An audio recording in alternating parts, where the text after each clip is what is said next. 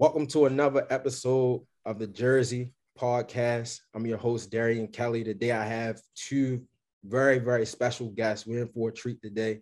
Both, Eddie Davis, the third, Eddie Davis, the fourth, founders of Top Prospect. Man, fellas, how we doing, man? How's everything been? How's these last couple of months of summer been for both of you all? Extremely busy. It's been fun, but definitely beneficial to us personally, personal growth as well as business growth. Absolutely. Yeah, I'd say it's been hectic. A lot has been going on, but it has been fun. Like my dad said, like the whole time, it's just been a lot of like, I think to like, in just talking, it helped me realize, a lot of constant selling, constant pitching, constant, iterating, innovating. But I think, that's like all part of the job. And I think that's what, keeping it busy and keeping it rolling too. It's just been like, something that I think we've both gotten used to. Absolutely. I mean, it seemed like it's a part of the journey overall. And just wanted to start there for both of you. Like, just wanted to get the story behind, like top prospect. Like what was the story behind it? Like what kind of, provoked that thought to start a company like this, and talk a little bit about what it is and what it serves? Absolutely. I mean, it started with just solving a problem in the sports industry and leveraging tech to try to solve it. From my personal experience, being an athlete born and raised in New Orleans, having to go take a 3-day train ride to Los Angeles to get exposure back in 1990, proved it then. But to also have those same barriers today, meaning, you still have those financial barriers, you have those barriers of exposure, the barriers to access quality information. So really through my career, I always try solutions to lower those barriers, whether it be from a nonprofit that started in 95 to, several projects, and now Top Prospects aim to address those issues.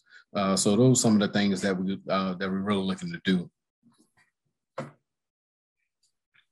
Yeah, definitely. I think for me too, like I think my dad, even now, he's on like the coaching side. So he sees, all the young athletes and, athletes on all levels go through these problems we're trying to solve, like, lack of exposure, lack of funds, not just for athletes, but also just like schools and sports organizations as well. And I've seen it from the athlete standpoint on my end, because, I was always younger. I was his athlete. He was my coach. So I understand, like, I think it's pretty unique what we have going on too, team-wise too, because we're kind of like on both sides of it. Yeah. And I like that. I like that dynamic, because just reflecting on my experience playing high school sports, for example, like I played football in high school, played in college as well. And one of the hardest things, or one of the difficult things, is like when you get to like your junior, your senior year, even in sophomore year, like you want that exposure, you want to go to these different camps. And, oftentimes I've heard stories of, players that might have butt heads with their coaches as far as like, exposure, or maybe there was a coach there that could have, helped them, but he didn't, put them in contact with them. So, that's just one example that athletes, young athletes experience as far as getting exposure. And then I there were also athletes that, for them, going to prospect camps was like the big deal. Like if you didn't get your tape out to a coach, or, some of them may not even could afford to go to camps, might have missed out on things. So having the resources to get the exposure is key, because it's probably, I'm pretty sure y'all have stories of just talented individuals that just didn't have a resource, just didn't have someone to, go to bat for them or give them a platform to be exposed. So just on my, personal reflection, I just think like that's the exposure piece is really important.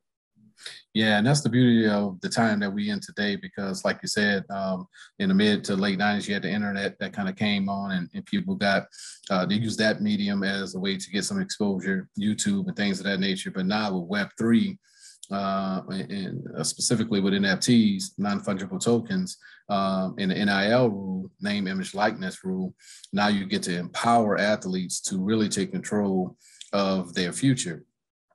They can monetize their name, image, likeness, and data they can get exposure.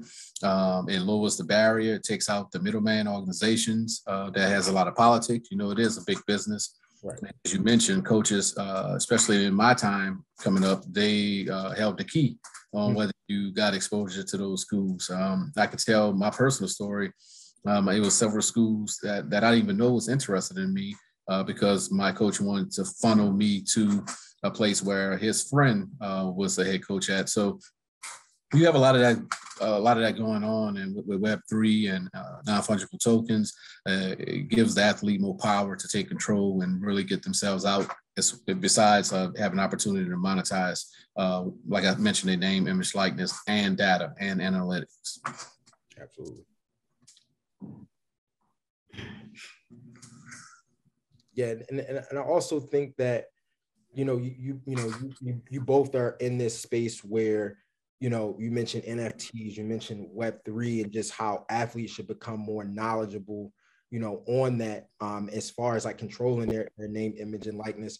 I guess, for listeners that are not really familiar with that, like when you say NFTs or Web3s, Web3 specifically, like, why is that important? Not just from an athlete perspective, but just from a broader standpoint. Like, why is that knowledge valuable? Yeah, it's valuable because it utilizes the blockchain, and that's another tech buzzword, but really, the blockchain allows that information to be immutable, meaning it's transparent, meaning it's a record that everyone can see, and it provides the ownership. So it provides a record for ownership. And that's a game changer. And that's really the power, because you're here. Well, I can do that without NFTs. I can, I have YouTube. I can submit a video. I have a picture, a JPEG. I can just sell it through a shopping cart on Shopify without the blockchain. And that's true to a certain point, but it doesn't give you the immunity, that transparency and the proof of ownership. And I think that's where the true power lies with Web3. And then knowing about that, I mean, the more you know, the more powerful you can be. And that's where we come in, is we try to educate a lot of athletes and a lot of organizations to let them know about that power and how it can give them potentially a new revenue stream.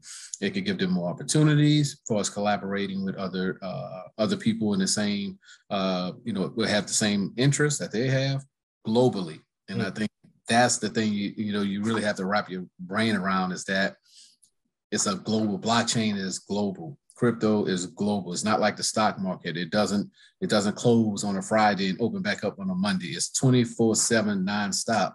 So that means you have a 24/7 nonstop opportunity to build your community. And we're hoping you'll do that on Top Prospect. Yeah. I think too, our mission too is like not only to like help out the athlete, but kind of like how you were alluding to, like, education in general, beyond just like athletics and like what's happening right now. Why it's so important for like communities, especially like even like our communities, like understand like, like the power behind the technology, because I think that huge barrier is a huge reason why, like, a lot of things and a lot of people either don't know or don't want to know. It's because like they don't understand like the value that they could capture from it. So they have no desire to know. And I think that's a big reason why, like, we're choosing to engage the community with like Top Prospect and what we're doing right now, because we also want to like engage the masses, not just maybe like NFT collectors that are just interested in like, collecting art, collecting a Bored Ape or something like that, or even just like collecting a moment. Beyond that, like the actual like use to like bring value to the community through like, local brands and like things that people already know, like ways people already, like schools and organizations already like fundraise, and using something they know to introduce them to like the space and like the new product that like we're providing to make that space a little more efficient. Yeah, and I think you hit on a key point when you talk about like the barriers of entry when it comes to technology within our community, right? I think that we're getting to a point, where the younger generation is more open, a little more receptive to technology in a sense, where it's a part of their everyday life. Most of us kind of came up in like, where the internet was just being, it was just being born. to now where it's like, it's a part of everyday life. And I think one of the things that I think that gets often misconstrued is that when it comes to technology and having our community be a part of that ecosystem, we try to look at it on such a large scale, but it's within everything that we do, right? Everything that we do from, how you utilize apps, or just how people, youth are, really intrigued by, esports and gaming. I was having the conversation when I was back home not too long ago with my cousin, my younger cousin, and I was, my aunt was like, he's always on the game, he's always, all he does is the game. And I did tell him, I was like, you game every day, but you can go to school for gaming. You can, right. There's ways for you to be a part of this. So I think that you hit on a good point, because I think that when we think about technology, when we think about, whether it's, Web3 or NFTs within our community, we think it's something so big, but it's right. It's not as big as like what the masses, make it out to be. And I think it often like scares people a little bit when it's a part of everything that we do, from our transactions to, how we, interact on apps. Like everything is all interrelated. It's not just one set thing. Yeah, absolutely. And that's our task at hand, right? Is to make that a seamless process, to try to create a platform that's easy to use. And like Eddie mentioned, start at the grassroots at the younger level and give them lower entry points and things that they have in common and that they know, and allow that collaboration to be organic. Right. and let them use our tools and our platform so they can use that and monetize it. Right, absolutely. And speaking to that, what was going to be my next question is how does someone go about, actually utilizing the platform, just from a beginner's guide, like how does someone, interact with it and engage with it to their use? Yeah, from just a beginner standpoint, we currently have a community app that's available right now in the App Store, and that's a free download just to join the community. You can utilize what we call out rooms, which is like our Twitter Spaces or Clubhouse, where you can create rooms, just disseminate information. We have a community feed. It allows for virtual one-on-one interaction, whether it be in the form of training or a form of evaluations for athletes. So we have that currently to date. But the process is just going to topprospects.io. And if you want to create an NFT, just filling out a inquiry form. And, we curate it for right now. So it's a short application process. And then once it's approved, you'll get another form to upload your content. And we kind of white glove the creators through the process to make it seamless. And we'll create their NFT form. Got it. And as far as I'm kind of like transitioning more into, I know that both of you all, just doing my research, I know both of you all baseball players, in y'all right. I just wanted to just kind of hear from you all, because I know, for me, New Orleans, like I know the football scene is crazy. The basketball scene is crazy, but I don't really, it's not every day I meet, guys that, true baseball players, from there. Talk to me a little bit, both of y'all, just about like you all's love for the game of baseball, and like, what were some of the lessons that you all learned that have like helped you all become successful, on this entrepreneurial path? Like, what were some of the lessons you all learned from the game as well? Yeah, I guess I crank off since I'm the oldest one. It's baseball in the South, in New Orleans in particular, was big, obviously coming out of the Negro League. So that's a little history there. So it was a barnstorming location, right? Jackie Robinson, Josh Gibson, they all made pit stops in New Orleans at the stadium, actually, where the academy is at, Major League Baseball Academy, Wesley Barrett Stadium. So up into the Negro Leagues, going into the 70s, baseball was it. Football kind of took off in the 80s and 90s. Now football is king, obviously, in the South. And I was a football, baseball guy. So I just wound up going baseball, even though I was a prospect in football as a running back. But yeah, baseball teach you, obviously, is a game of failure, right? You fail 7 out of 10 times and you're still good. So it's just like entrepreneurship. You're going to fail, but you just have to be successful that one time. You learn every failure, you learn a lot. So it's really not a failure because you're always getting better at what you're doing, your craft, and it's just like baseball. So for me in particular, baseball is a lot like life. Now let Eddie chime in on his perspective. Yeah, I mean, I'd have to agree too, because it is like, usually like the best hitters in baseball might hit a third or less even of the time. So I think it's just like, constant plucking away, trying to like have little successes to add up to like one big one. It's kind of exactly like what we're doing. I think that's helped me not just with like the company, but also just like in life in general, through like, a lot of major decisions, a lot of, intense situations, always be able to like think pretty clearly. Cause I think you think in all sports for sure. But baseball is definitely, definitely like there's a lot mentally going on all the time that like a lot of people don't see on the surface because, it's hard to like understand that, like not being a player and being like on the fan side, just watching someone sit there and stand. Right. Like while they're sitting there and standing, they're probably going over like, possibly thousands of situations that could potentially occur and like what to do in each different one. So I think, there's a beauty in that, like I've, brought with me, throughout my life to this day. Absolutely. I think that, and it's funny, I was, one of the things that I hear or that I've heard, like they're saying that like the involvement in baseball right now, it's like a sport where like they're trying to get more, more African Americans involved in the sport, more than anything. It was actually brought up when I was at the Black Sports Business Symposium, to Deion Sanders. And one of the things somebody asked, like, how can we get, more brothers in baseball?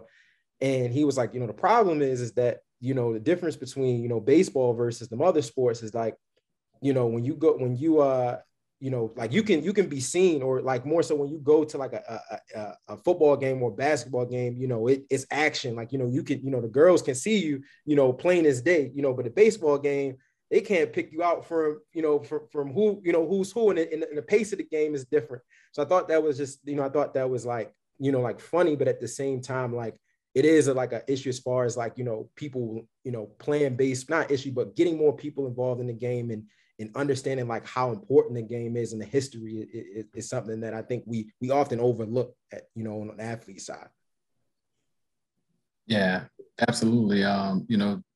The lack of scholarships in college, hurts baseball. Obviously, it's a non-revenue sport, so you have the 12.7 scholarships if they are funded. Where football and basketball, you get pretty much, football is 86 for 89 slots. So that hurts a lot, because a lot of, our kids can afford to subsidize the tuition. You're only getting, at the most 12.7 scholarships for a team. So everyone's pretty much on a part scholarship for the most part. And that hurts a lot. And as you mentioned, visibility, right? You go through college, you got to go to the minor league. So even if someone's famous in college playing baseball, you lose them for 3 to 4 years or 5 years because they're in the minor leagues. So you kind of lose that sting. And that's what you see now. A lot of MLB's rushing a lot of younger kids up to the big leagues quicker than they did in my time, because they realize that they need to keep those college stars, on camera. And that's a part of it too. So, but I think, Deion hit the nail on the head. For sure. And, we're kind of talking about this, offline, but just the whole idea of entrepreneurship, right? Just, in our community, I know Eddie was saying that, like, when he was in school, or like not even like in school, but just like you brought it up, you might bring up entrepreneurship to people and they might look at you crazy. They might look at you like, why would you want to do that? Or, talk to us or talk to just the audience about, the importance of entrepreneurship and, why did you all chose it, take this path? Because it's not an easy path. I think people, look at entrepreneurship, look at, owning something as, it is something that, that gives you makes you feel like, okay, I'm in control, I'm a leader, but it's not a smooth road. You know what I mean? When you make that decision. So talk to me about the importance of it and just, why this route, like why the entrepreneurship? Yeah, I can say for me too, my dad definitely helped me get into it a lot because he's always had that entrepreneurial sort of like spirit. And so even like, like you were saying though, like I was saying earlier, you bring it up to like people, like, even like, a lot of my friends like back home in the past, like maybe not now for sure. Cause like, they've seen like the progress we made. So that's good on that front. But like, in the past, for sure, you bring it up, say exactly what you plan to do. And a lot of people like, might look at you pretty funny. And I think, the journey can be pretty hard, can be pretty stressful. There's bound to be like some failure no matter what, for sure. And in some cases, like, a lot more failure than others, especially, being like a Black founder too. Like that's a struggle like in itself for a ton of reasons. But I think overall, there's a huge focus. Like my dad always used to like bring up, even when I was younger, doing your own thing, because like you have the ability to do everything you want, exactly what you want through like entrepreneurship. And you see a problem and you can like solve it directly instead of maybe, the traditional route of like, going to school, trying to get in like the best college you can, and like work for like the best company you can, which is perfectly fine for sure. But then with entrepreneurship, I feel like you have more control over solving those problems that I know every single person sees on a daily basis. That like, they say, man, I wish someone would address that. And they sort of just like pass it up. It's like, I'm sure someone will. For everyone, for sure. But I think, there is like a benefit of like having a mindset of like an entrepreneur. And I think that definitely does need to be seen more within our community for sure. Yeah, definitely. Like you hit the nail on the head with mindset. Everyone may not be built to be an entrepreneur and take those, like you say, those lumps, because it's not for the faint at heart, for sure. For me, it kind of scratches my competitive edge for being a player, because you're really competing from the neck up against everyone in the world, which to me is the biggest game, the most competitive game, right? Rather than, baseball is just a league and you can kind of have physically be overpowering someone because you're just naturally stronger or you're naturally faster. Where this is kind of open up, you're competing against everyone. So that's intriguing for me. But like Eddie said, it's really just having a mindset that, you want to own something. You want to be able to pass something down. You want to have your own legacy, no matter how big or how small. It doesn't mean that it has to be funded for $50 million.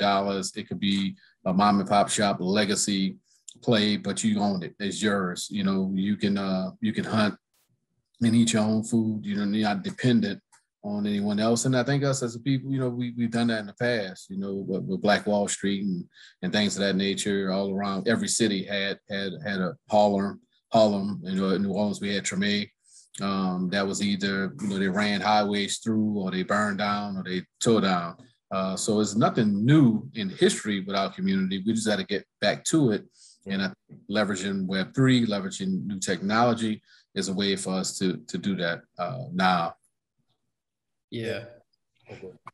Yeah. I think so too. Like, I think just like speaking of that, I think like a lot of the sacrifices you make, and I think a lot of people shy away from it too, because like you were just saying, like a lot of people associate a bunch of sacrifices with entrepreneurship in general, which I think is true for sure. I think there are a lot of social sacrifices, financial sacrifices for sure. Time is a huge one, but I think, just because like what my dad was saying with like, everything like our community has really been trying to do for years, I think those sacrifices are nothing in comparison to like what people in the past have had to go through. So to just get through that and like make those sacrifices worth it is, exactly what the goal really should be.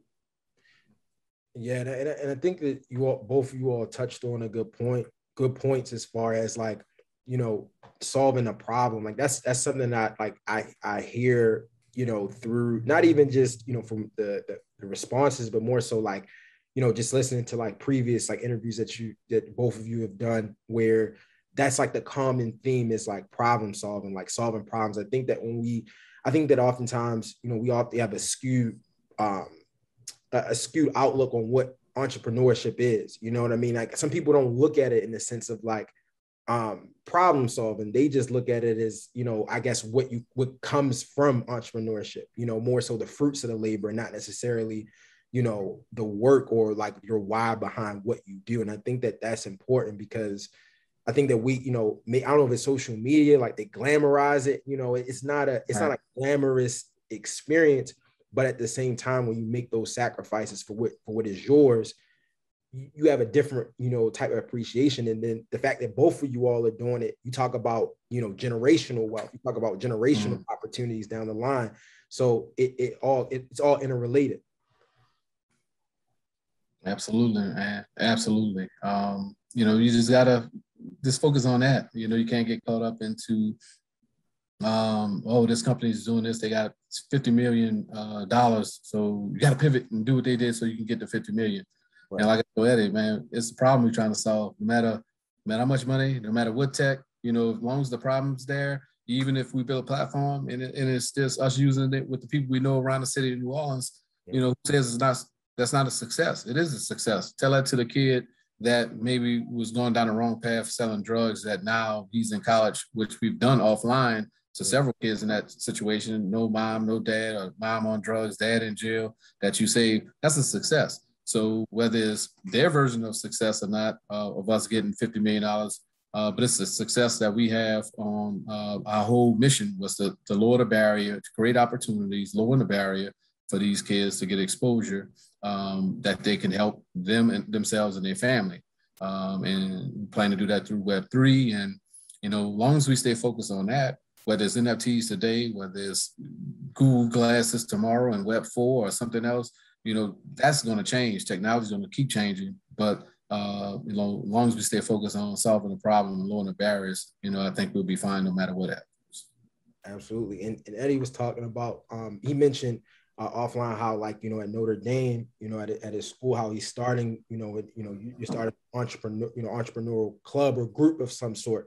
Talk to me, talk about, like, for you just as a student, like how important that is, and I think we need more of that, right? We need more, students creating those things, more grassroots opportunities for people to be more educated on it more, so that when they do leave college, they can, they don't have to be so like, oh man, I need to get that job, because I felt like for me, when I was leaving college, like there weren't, we talk about entrepreneurship club or a club like that. There wasn't a lot of like people that were starting those things.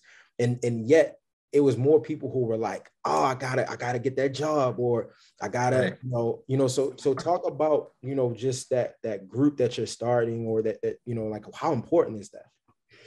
Yeah. I think it's pretty important. I think me too, being like a college student and doing this at the same time, it's like really opened my eyes, because even what I spoke about earlier on the high school level, it's still true on the college level. But Notre Dame, I'm not like, Notre Dame is majority, white school. It's not that many minorities overall.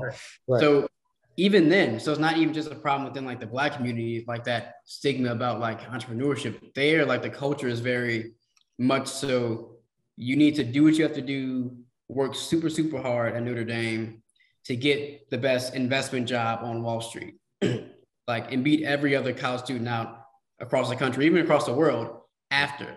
So right. You need to be doing everything, taking internships freshman year, sophomore year. Like literally, I know freshmen that were taking internships on Wall Street, just trying their best. Like, how can you even know what you really love to do as a freshman in college? Like, but you don't really know that then, but now like it kind of opens your eyes. Like people don't even consider anything else because they're so caught up in like the culture that like you were kind of speaking about. So I think that's why, especially like for like, a lot of like the small amount of Black students that like end up at Notre Dame, I was talking to a lot of them and I was like, hey, have you guys like ever considered like entrepreneurship? And like, honestly, not really.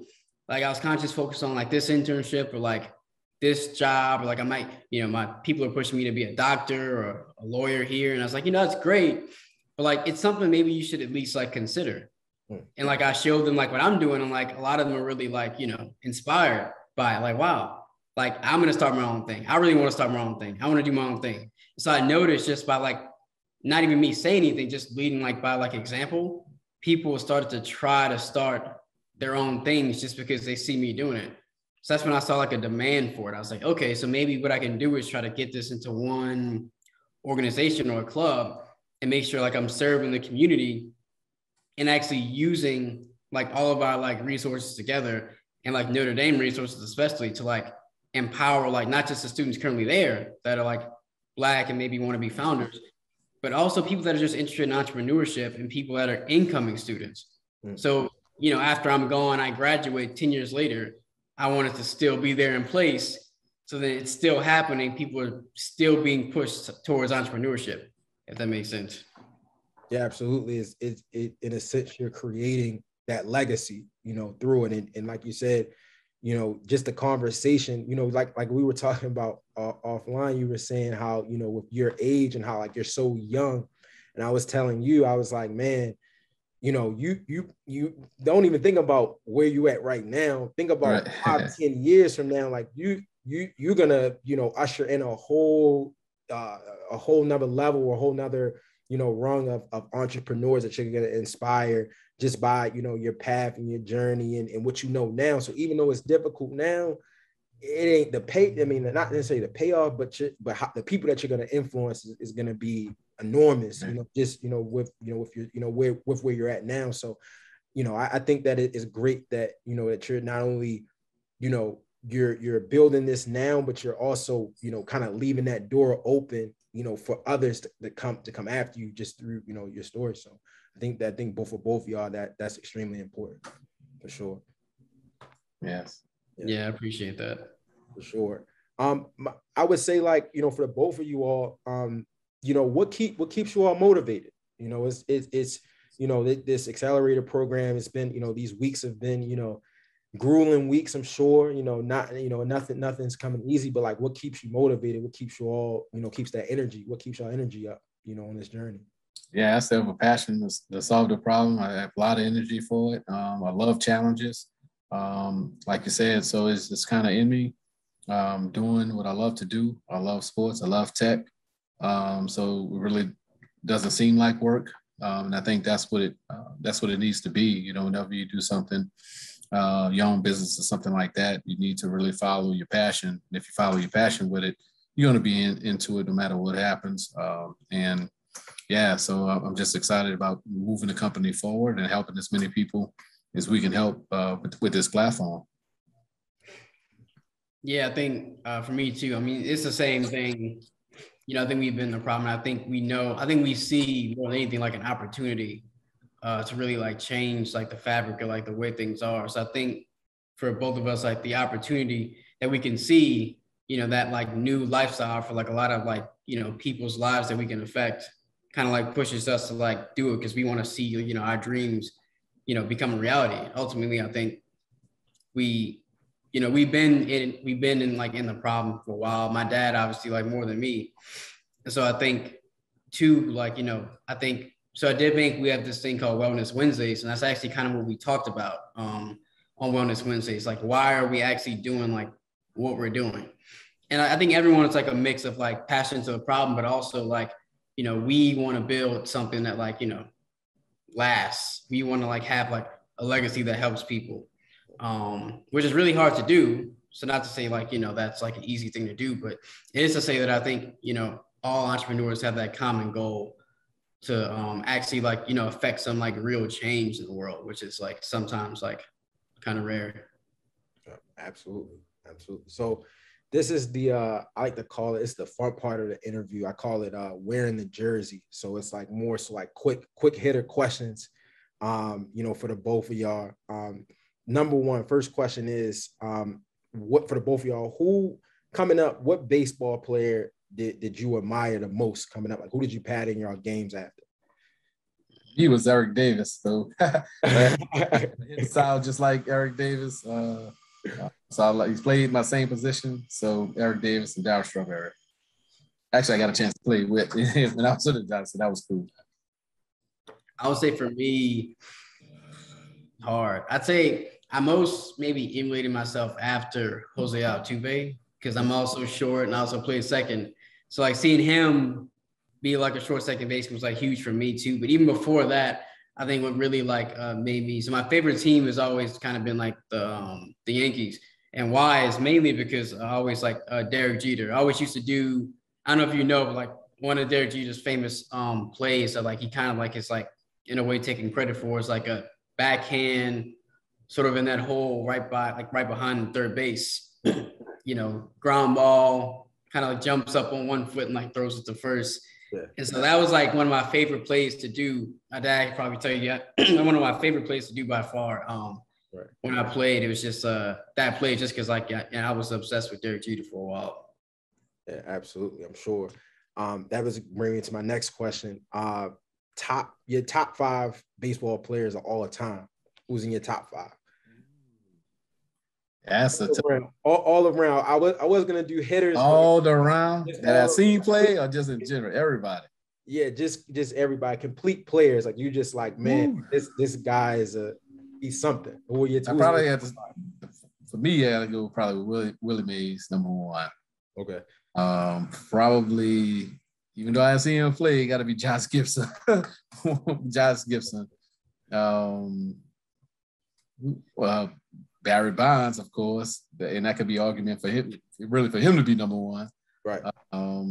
So that's the top 3 for sure. Wow, the last 2 slots. I guess I got to go with Hammer and Hank. He got the Hammer and Hank Aaron. 4 and 5th. Probably have to go with. I'll say Ty Cobb, maybe.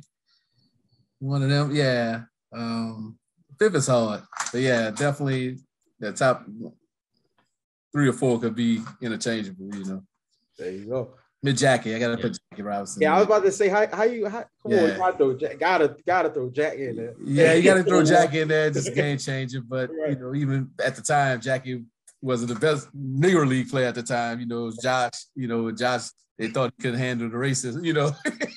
He thought he couldn't handle the situation, so they had to pick the right person to handle the situation. But yeah, I gotta have Jackie in there. So that'll be my top 5. Yeah, I think I would probably use the same list originally, maybe add for 5, since I'm more of like a modern fan. I think I'd have to probably put Mike Trout in there at 5, just because, obviously he's still playing. So there is that debate, like, can you really rank someone who's still playing in the top 5 that's still playing? And there's always like, the influence rating, like who has the most influence, right? That's where Jackie Robinson will play into. Right. But I do think Mike Trout does have to be on that list somewhere. Yeah, he definitely, talent-wise, he definitely up there. Yeah, he can do it all. Yeah. Debate for. Next question is, favorite baseball jerseys of all time that you've seen, like that you were just like, man, I love how these threads look. Like, I love these jerseys. Like, what was that jersey for you? Me, got to be the Dodgers, classic Dodgers. But I do like the powder blue Royals from back in the day, the all powder blue.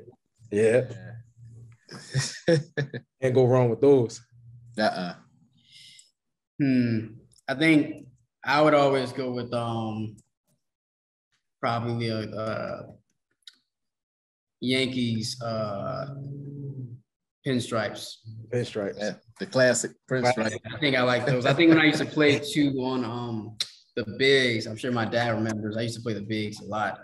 I would always choose that jersey if I could. I don't know what it is about it. I think it's just classic baseball jersey. Even when you're younger, you always wear like pinstripes all the time. I guess it's just like that sort of deal.